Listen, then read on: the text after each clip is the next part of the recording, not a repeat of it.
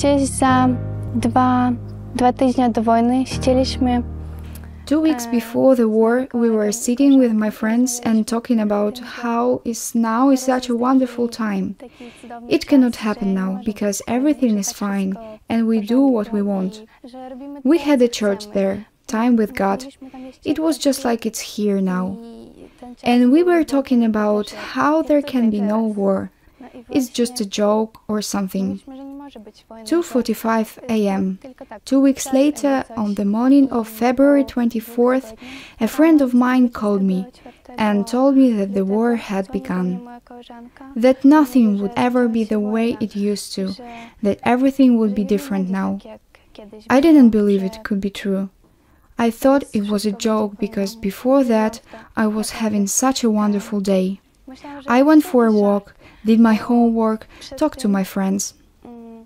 That last day before the beginning of the war was simply such a day that nothing indicated that the next day my life would not be as earlier. We talked for a long time about the fact that the war has begun, about the places that are so dangerous now that people are fleeing. I was very stressed because my mom went to work. At the time she had a job that was very dangerous.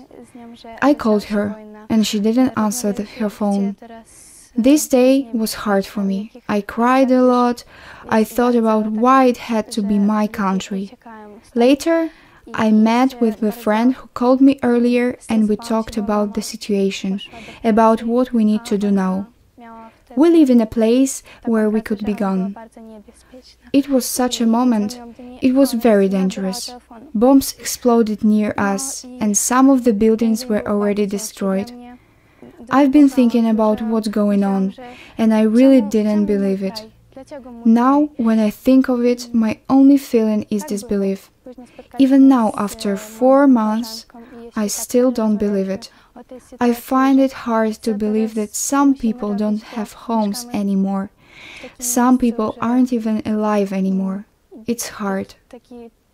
From where I lived, we drove for 3 days. We didn't have a car. We took the train at first. It was hard because people were stressed out. They didn't get on the train the way they were supposed to. Some were injured. It was really hard. We were on the train for 1 day.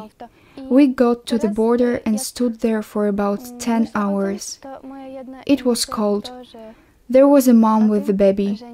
She pulled out her lighter and warmed his legs so he wouldn't be so cold. You look at all this and wonder, why me?